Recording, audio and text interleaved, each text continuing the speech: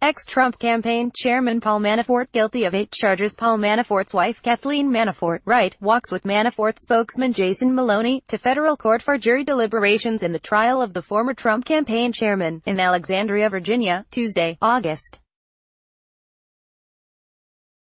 21, 2018. AP photo, Jacqueline Martin, Alexandria, Virginia.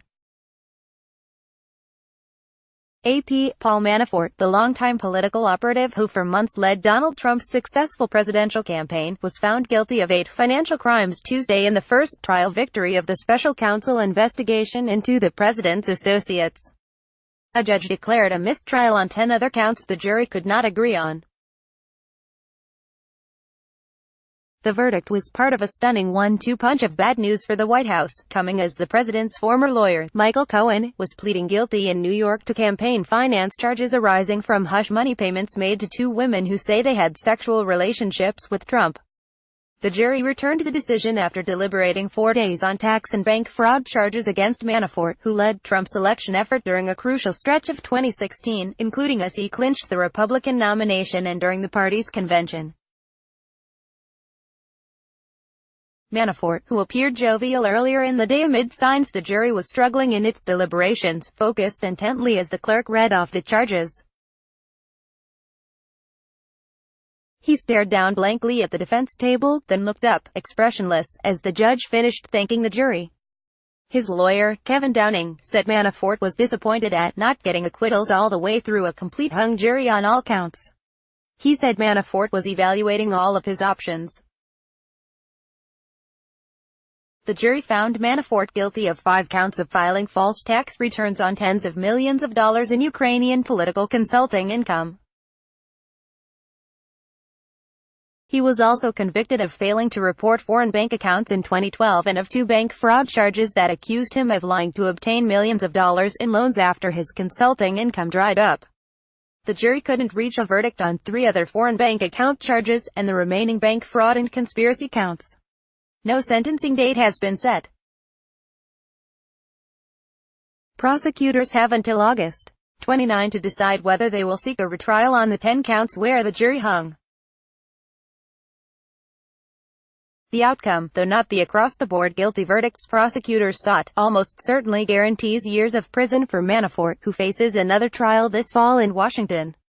It also appears to vindicate the ability of special counsel Robert Mueller's team to secure convictions from a jury of average citizens despite months of partisan attacks, including from Trump, on the investigation's integrity. The verdict also raised immediate questions of whether the president would seek to pardon Manafort, the lone American charged by Mueller to opt for trial instead of cooperate.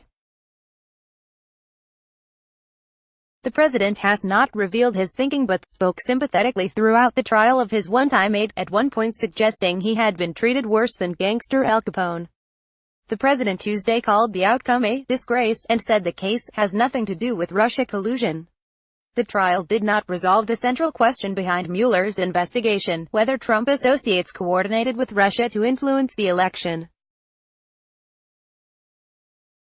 Still, there were occasional references to Manafort's work on the campaign, including emails showing him lobbying Trump's son-in-law Jared Kushner on behalf of a banker who approved $16 million in loans because he wanted a job in the Trump administration.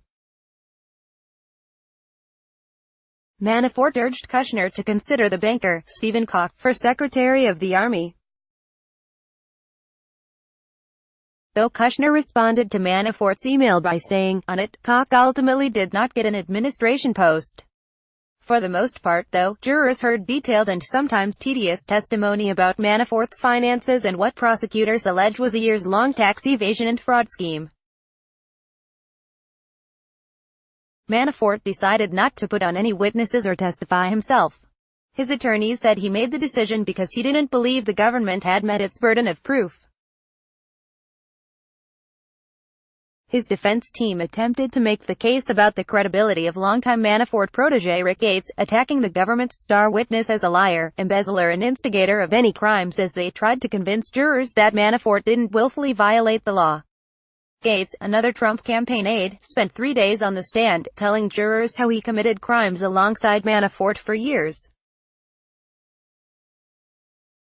He admitted to doctoring documents, falsifying information and creating fake loans to lower his former boss's tax bill, and also acknowledged stealing hundreds of thousands of dollars without Manafort's knowledge by filing fake expense reports.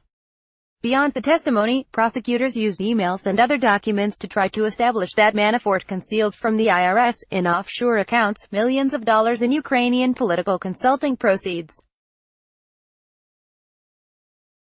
Overall, they said, he avoided paying more than $16 million in taxes. Central to the government's case were depictions of an opulent lifestyle, including a $15,000 ostrich jacket, luxury suits and elaborate real estate that prosecutors say was funded through offshore wire transfers from shell companies in Cyprus and elsewhere. U.S. District Judge T.S. Ellis III repeatedly grew impatient with prosecutors as they sought to demonstrate Manafort's garish tendencies.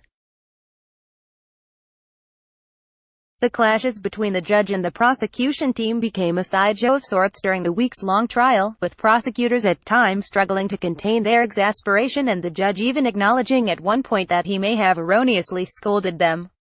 After the verdict Tuesday, Ellis complimented lawyers on both sides for zealous and effective representation.